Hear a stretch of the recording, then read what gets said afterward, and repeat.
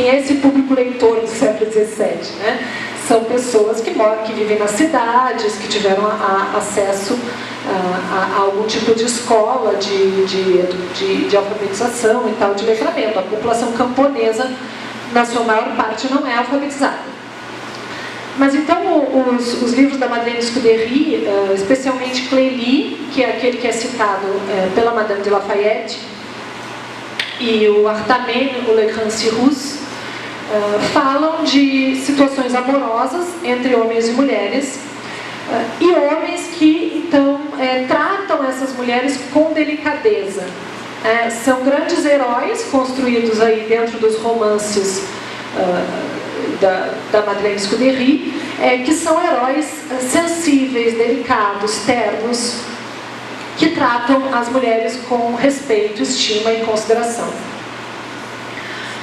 Então isso tudo foi considerado por muitos homens como uma feminização da cultura e um grande perigo para a decadência da cultura francesa, da civilização francesa, né? Então aqui, na verdade, já encaminhando um pouco para a conclusão da minha fala, também para deixar um tempo suficiente para o debate, eu queria dizer assim que houve todo um momento muito favorável, né, à educação feminina, ao letramento feminino e à possibilidade das mulheres se tornarem escritoras, como a Madame de Lafayette, a Madeleine Scudéry e a Jacqueline Pascal, que foram as 3 escritoras que eu estudei de maneira mais aprofundada, mas claro que elas não são as únicas mulheres nesse contexto, né? Não são as únicas escritoras, há muitas escritoras e há muitas mulheres de letras nesse contexto, em que começam a problematizar as relações de gênero daquele momento. E começam a colocar essa problematização especialmente nos romances, né?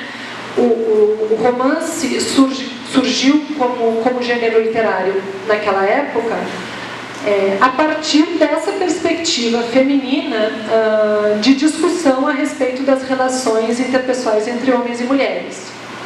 Há algumas autoras que defendem isso com muita veemência, né? Porque o surgimento do romance está diretamente relacionado com as questões de gênero da época. Uma das autoras é a Joan de Jean. É claro que essa é uma questão muito complexa e muito discutida pela historiografia e também pela crítica literária, obviamente, né? Mas o fato é que muitas mulheres começaram a escrever romances e a publicar suas obras. E nessas obras elas contestavam uma relação violenta com os homens, né? Uma relação de violência, porque evidentemente o casamento era uma situação em que a mulher ficava absolutamente vulnerável ao poder, à dominação do marido. Claro que hoje em dia a gente discute essas questões com muita seriedade, mas se vocês forem pensar lá no século XVII, não havia qualquer tipo de proteção ao corpo feminino ou coisas desse tipo, né? Então, as escritoras, elas tomam a palavra, começam a exercer esse poder da palavra escrita e a disseminar essas ideias, né? Da sensibilidade, da delicadeza, do amor galante, da ternura, né? Das relações entre homens e mulheres, que eram coisas que elas experimentavam dentro dos salões literários, na realidade, quer dizer, na prática, né? Elas já vinham experimentando esse tipo de relação mais igualitária com esses amigos dentro dos salões. Então, a minha principal hipótese, quando eu comecei meu trabalho de pesquisa, era justamente mostrar que havia uma relação entre o que as mulheres escreviam nos seus romances da época, né, e justamente o que elas vivenciavam nessas relações de amizade dentro dos salões literários. E o século XVIII, só para não deixar de comentar, ele apresenta, no desenvolvimento de tudo isso, como uma consequência de tudo isso, ele apresenta uma espécie de retração, né? O século XVII há uma grande explosão aí da escrita de autoria feminina, né? E um papel muito importante das mulheres dentro dos salões literários. E no século XVIII há uma espécie de retrocesso, não que as mulheres não tenham sido escritoras, não tenham sido grandes combativas, né? Especialmente do pensamento misógino dentro do iluminismo. Mas dentro dos salões literários, o papel dessas mulheres ele vai diminuindo no século XVIII. Especialmente porque os debates que eram anteriormente literários passam a ser mais políticos no século XVIII, mais de crítica ao sistema monárquico, e quando o debate adentra o campo da política, aqui lembrando da fala da Vilma aqui no início do nosso encontro, quando esse debate adentra o campo da política, tudo se torna bem mais difícil para essas mulheres de letras. Para elas, elas eram melhor recebidas dentro dos debates literários do que dos debates políticos. E elas se tornam muito mais assim, salonières, que eram as anfitriãs dos encontros, do que de fato pessoas que vão debater de igual para igual com os homens, como eram no século XVII. Né? Um outro fator também que é importante nessa espécie de retração aí, ou de retrocesso, é o avanço do pensamento científico, né, no século XVIII. O pensamento científico foi muito danoso para as mulheres, porque eles começaram a pensar os gêneros a partir da perspectiva biológica, né, da diferença biológica, que era uma ideia que não existia lá no século XVII.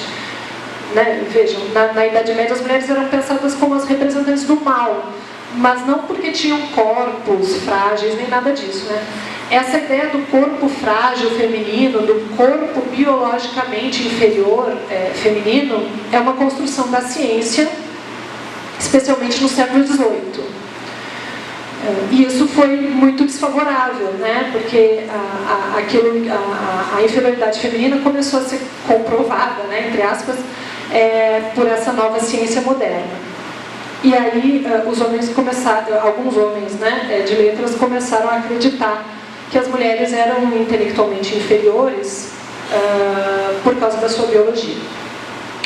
Então, eu vou acho que encerrar por aqui, né? Concluir assim, e aí a gente abre o espaço para debate. Muito obrigada pela atenção.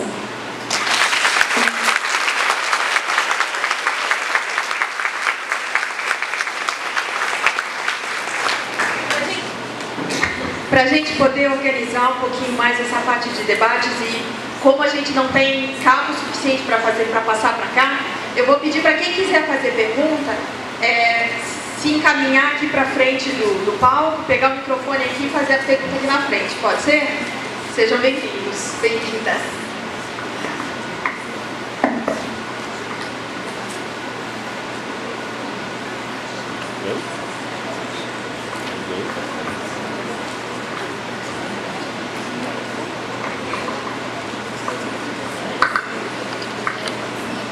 Bom, Beatriz, eu sei que a gente estava te pressionando no final, mas eu só queria que você falasse um pouco mais sobre a questão da relação das mulheres com a ciência, né? Porque é paradoxal. Assim, quer dizer, eu entendo que é contraditório isso, o que a ciência representa, em que sentido que pode, em algum momento, significar, quebrar certos tabus, ou talvez elementos da filosofia iluminista que precisavam ser revisados, e que em medida que realmente...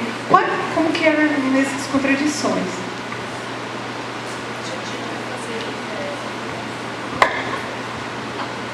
Respondo uma a uma, né? Porque a senhora está.